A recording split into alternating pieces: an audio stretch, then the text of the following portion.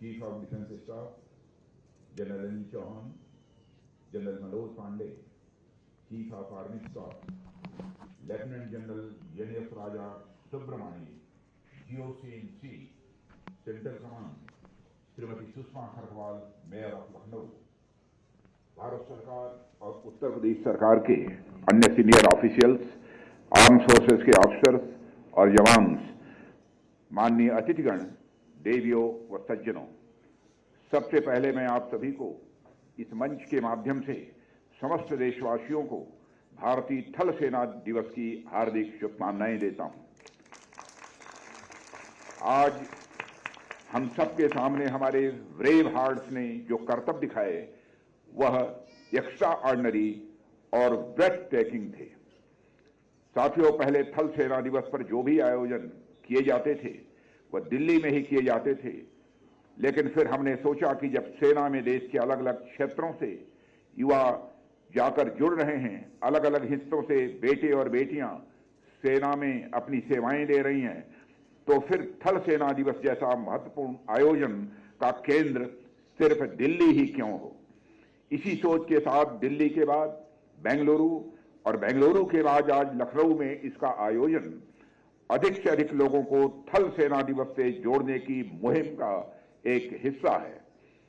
साथियों, लखनऊ में मैं समझता हूं थल सेना दिवस का आयोजन तो और महत्वपूर्ण हो जाता है, इसलिए नहीं कि लखनऊ मेरा संसदीय क्षेत्र है, बल्कि इसलिए क्योंकि यह धरती वीरों की धरती है।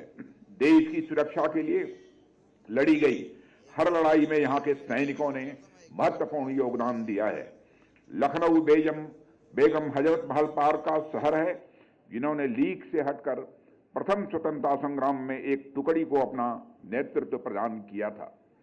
यह धरती कैप्टन मनोज पांडे की धरती है, जिनकी वीरता की मिसाल देश के बच्चे बच्चे की जुबान पर है। इसलिए मैं समझता हूं कि लखनऊ में हो रहा आज का यह कार्यक्रम अपना ऐतिहासिक महत्व रखता है। साथियों, थल सेना दिवस हम सबके लिए भारतीय सैनिकों के शौर्य, पराक्रम व साहस को याद करने का दिवस है। आज का दिन भारतीय सैनिकों को समर्पित है, इसलिए मैं इनके ऊपर ही आपसे कुछ बातें करना चाहूंगा। आप सबने कभी सोचा है कि एक भारतीय सैनिक होने का अर्थ क्या होता है? यह दो शब्दों से मिलकर बना है, एक तो भारतीय और दूसरा सैनिक। जाहिर सी बात है कि इसका एक सामान्य अर्थ होगा कि यदि कोई योद्धा है तो सीमा पर खड़े होकर मातृभूमि की रक्षा कर रहा है तो वह सैनिक है। दूसरी तरफ वह सैनिक यदि भारत का है तो उसे हम भारतीय सैनिक कहते हैं।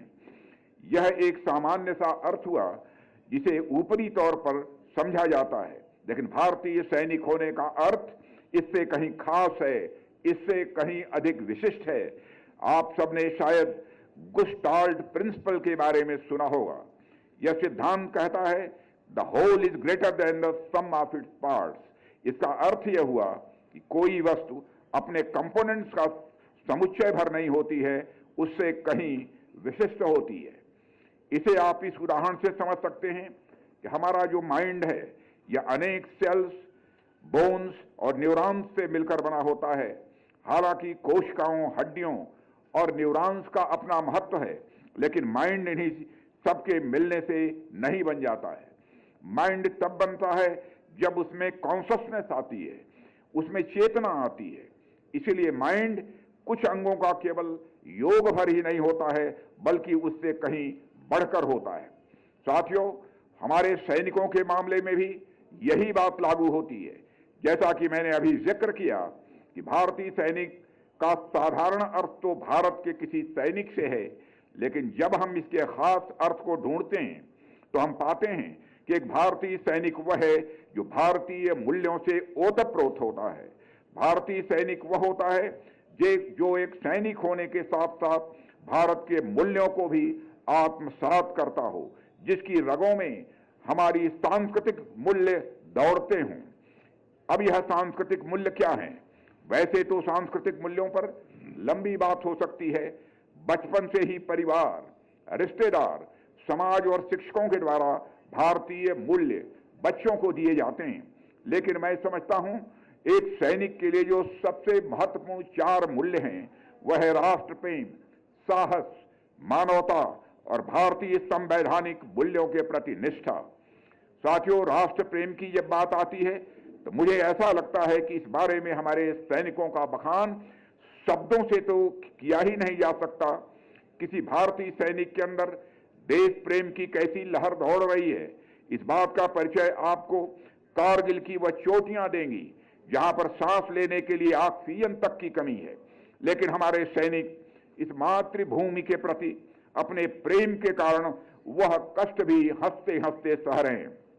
हमारे सैनिकों के राष्ट्र प्रेम का परिचय आपको थार के रेगिस्तान देंगे जहां 50 डिग्री सेल्सियस तापमान में भी हमारे सैनिक मुस्तैद हैं। तो सिर्फ और सिर्फ इस राष्ट्र के प्रति अपने प्रेम के कारण वह मुस्तैद हैं। एक सैनिक सोचता है उसका जीवन इस राष्ट्र की सुरक्षा को समर्पित है। यदि यह राष्ट्र सुरक्षित रहेगा, यहाँ के लोग सुरक्षित रहेंगे, तो उसका अस्तित्व भी सुरक्षित रहेगा। मैं रहूं या न रहूं, मेरा देश रहना चाहिए, जैसे भाव के साथ मातृभूमि की सुरक्षा करने वाला भारतीय सैनिक एक अनुकरणीय देश प्रेमी होता है। भारत माता के प्रति उसका प्रेम उसे संबल प्रदान करता है। भारतीय सैनिक का जो दूसरा सबसे महत्वपूर्ण मूल्य होता है वह है उसका साहस। साथियों, साहस और राष्ट्र भक्ति दोनों एक दूसरे से जुड़े होते हैं। यह राष्ट्र भक्ति ही है जो सैनिक को साहस प्रदान करती है, और साहस भी ऐसा कि जिसकी मिसाल पूरी दुनिया में दी जाती है।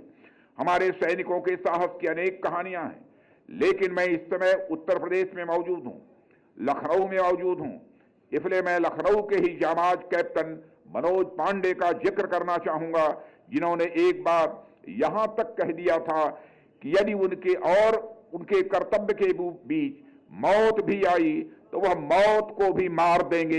यह कैप्टन मनोज पांडे ने कहा था। साथियों, साहस की ऐसी मिसाल आपको दुनिया में बिरले ही देखने को कहीं मिलेगी।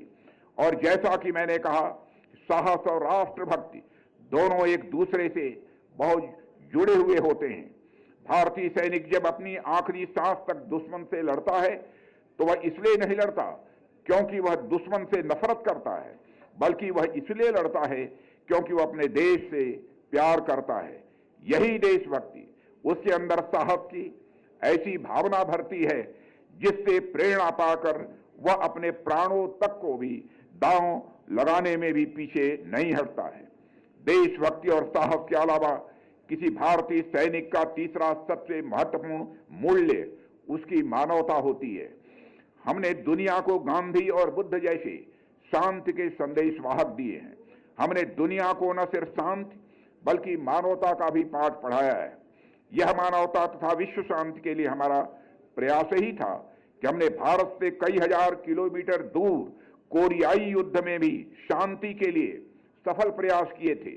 अपने इसी सद्गुण के कारण भारतीय सैनिक यूएन पीस कीपिंग मिशन के माध्यम से पूरी दुनिया में शांति अभियानों में अपना योगदान दे रहे हैं। यह भाव हमारे मूल्य में है, इसलिए स्वाभाविक है कि एक भारतीय सैनिक इन मूल्यों को भी आत्मसात करता है। भारतीय सैनिक के अंदर मानवता की सेवा करने का भी गुण होता है। साथियों, मानवता का यह गुण हमारे सैनिकों में तब और ज्यादा निखर कर आता है जब भारत के किसी क्षेत्र का सामना किसी दुर्भाग्यपूर्ण आपदा से होता है। उस समय हमारे सैनिक सीमा पर नहीं बल्कि सीमा के अंदर भी हमारे नागरिकों की सेवा करते हैं। यह भारतीय सैनिकों की मानवता ही है। 90,000 से अधिक पाकिस्तानी सैनिकों के समर्पण के बावजूद हमने उनके साथ कभी दुर्व्यवहार नहीं किया। हम उन सैनिकों के साथ भी हमेशा वैसे ही पेश आए जैसा एक इंसान दूसरे इंसान के साथ पेश आता है। साथियों, राष्ट्रभक्ति, साहस व मानवता जैसे मूल्य भारतीय सैनिकों में अंतर्निहित हैं। इन मूल्यों के ऊपर भारतीय सैनिकों की ज्यादा प्रशंसा करना मुझे लगता है सूरज को दीपक दिखाने के बराबर है। लेकिन मैं यहाँ एक बेहद महत्वपूर्ण बात का जिक्र करना चाहता हूँ जो भारतीय सेना से जुड़ी हुई है। साथियों, जिस तरह से भारतीय सेना ने भारत के सांस्कृतिक मूल्यों के साथ साथ भारत के संवैधानिक मूल्यों के प्रति अपनी निष्ठा प्रदर्शित की है, वह अतुलनीय है। हमें ज्यादा दूर जाने की जरूरत नहीं है। हम अपने पड़ोस में ही देख सकते हैं कि वहां पर उनकी सेना और उनके संवैधानिक मूल्यों के बीच कैसा संबंध है। एक नहीं, अनेक बार उन देशों में संवैधानिक मूल्यों का अपमान होता दिखाई दिया है, लेकिन भारत इस मामले में अपने रीजन में एक मिसाल बनकर खड़ा हुआ है। साथियों, जब हम भारतीय सैनिक तथा भारतीय सेना की बात करते हैं तो हम सब अपने पारंपरिक मूल्यों के बारे में तो बात करते ही हैं कि किस प्रकार से हमारे पारंपरिक मूल्य हमारी सेना में अंतर्निहित हैं तथा हमारे सैनिकों में सद्गुण का समावेश करते हैं। लेकिन हमारी सेना की एक और बड़ी विशेषता यह है कि हम सिर्फ परंपरा पर ही अपना ध्यान केंद्रित नहीं करते हैं, बल्कि हम नवाचारों के माध्यम से अपनी परंपरा में एक सकारात्मक बदलाव लाकर उसमें नई नई चीजों का समावेश भी करते हैं। साथियों, मेरी नजर में परंपरा को जड़ता की अवस्था में हमें नहीं भेजना चाहिए, क्योंकि आपने देखा होगा जब पानी एक जगह पर इकट्ठा होता है, कुछ दिनों बाद उसमें सड़न पैदा होने लगती है। इसलिए पानी का लगातार प्रवाहमान होना यह आवश्यक है। ठीक उसी प्रकार परंपरा को भी प्रवाहमान होना चाहिए, उसे बदलते समय के अनुसार खुद में सकारात्मक परिवर्तन भी लाना चाहिए। इसलिए यह परिवर्तन हम पूरे देश में लाने का प्रयास कर रहे हैं। इसका एक दो उदाहरण मैं आपके सामने रखूंगा। परंपरा और प्रगति के बीच समन्वय का पहला उदाहरण तो हमारा यह लखनऊ ही है। यह लखनऊ तहजीब की नगरी मानी जाती है, जो यहाँ की परंपरा है। यह एक समृद्ध सांस्कृतिक विरासत की नगरी मानी जाती है, लेकिन हमने इस पारंपरिक शहर को भी प्रगति के पथ पर अग्रसर किया है। Roads, highways, railways, airways, school, college, hospitals जैसे आधारभूत संरचनाओं तथा डिफेंस इंडस्ट्रियल कॉरिडोर के विकास के साथ साथ लखनऊ खुद की पारंपरिक विरासत को डेवलपमेंट से जोड़ रहा है। न केवल लखनऊ बल्कि पूरा उत्तर प्रदेश अपने नए विचारों और नए कामों की वजह से लगातार उत्तम प्रदेश बनने की ओर अग्रसर है। साथियों, परंपरा और प्रगति के समन्वय का एक दूसरा उदाहरण खुद हमारी सेना है। आप देखिए कि आर्मी डे का सेलिब्रेशन हमारी परंपरा का ही एक प्रतीक है। कई वर्षों से थल सेना दिवस मनाया जाता रहा है। इस परंपरा में हमने यह बदलाव किया कि माननीय प्रधानमंत्री जी के विजन से अब आर्मी डे दिल्ली से बाहर दूसरे शहरों में भी आयोजित किया जा रहा है। इसी प्रोग्रेस की श्रृंखला में देश यह भी देख रहा है कि किस प्रकार से हमारी सेना लगातार नए और आधुनिक हथियारों से सुसज्जित हो रही है। हमारी सेना ड्रोन्स, आर्टिफिशियल इंटेलिजेंस से संचालित वेपन से सुसज्जित है। हमारी सेना में नारी शक्ति का प्रतिनिधित्व बढ़ रहा है। आज सेना द्वारा दिखाए गए कर्तव्यों में आप सबने हमारी सेना के इनोवेशन के तत्वों को भी देखा है। हर व्यक्ति को सेना में जाने का अवसर तो नहीं मिलता, लेकिन जिन लोगों ने आज के कर्तव्यों को देखा है वह निश्चित रूप से इस बात को अनुभव कर पाएंगे कि किस प्रकार से हमारे सैनिक राष्ट्र की सुरक्षा में तत्पर हैं। आज का दिन हमारी जनता को हमारे सैनिकों के और नजदीक लेकर आएगा, और आज हमारे सैनिकों ने जो कर्तव्य दिखलाए हैं वह निश्चित रूप से यहाँ उपस्थित जनता तथा हमारे युवाओं के मन में प्रेरणा का भाव पैदा करेंगे कि वह भी बिना वर्दी वाले सैनिक बनकर इसी प्रकार से राष्ट्र की सेवा करें। साथियों, एक सरकार के रूप में हम अपने सैनिकों के प्रति जो जिम्मेदारी है वो बखूबी निभा रहे हैं। माननीय प्रधानमंत्री जी के नेतृत्व में जब से हमारी सरकार आई है तब से हमने सेना के सुदृढ़ीकरण की ओर विशेष ध्यान दिया है। आप सब तो जानते ही हैं कि सरकार द्वारा किसी भी काम के लिए जब फंड्स रिलीज किए जाते हैं तो उसके पीछे वित्त मंत्रालय काफी सोचता समझता है, बहुत विचार करता है कि यह फंड किस लिए चाहिए, इसका कहां कहां यूज होगा, यह जरूरी भी है या नहीं। लेकिन जब भारतीय सेना के लिए फंड्स की बात आती है तो मैं यह बात दावे के साथ कह सकता हूं कि बिना किसी विशेष सोच विचार के, बिना किसी नानुकुर के सेना की मजबूती के लिए मुंह मांगा फंड दिया जाता है। यह सेनाओं के प्रति हमारी निष्ठा और समर्पण का एक प्रतीक है। साथियों, सरकार सिर्फ वर्तमान सैनिकों के लिए ही नहीं बल्कि भूतपूर्व सैनिकों के कल्याण के लिए भी पूरी तरह से प्रतिबद्ध है। चाहे वह 1 रैंक 1 पेंशन की बात हो, उनके लिए हेल्थ केयर कवरेज प्रोवाइड करने की बात हो, उनके री एम्प्लॉयमेंट की बात हो या फिर उनके सम्मान की बात हो, हमारे वेटरन्स की वेलबींग के लिए हम हर संभव प्रयास कर रहे हैं।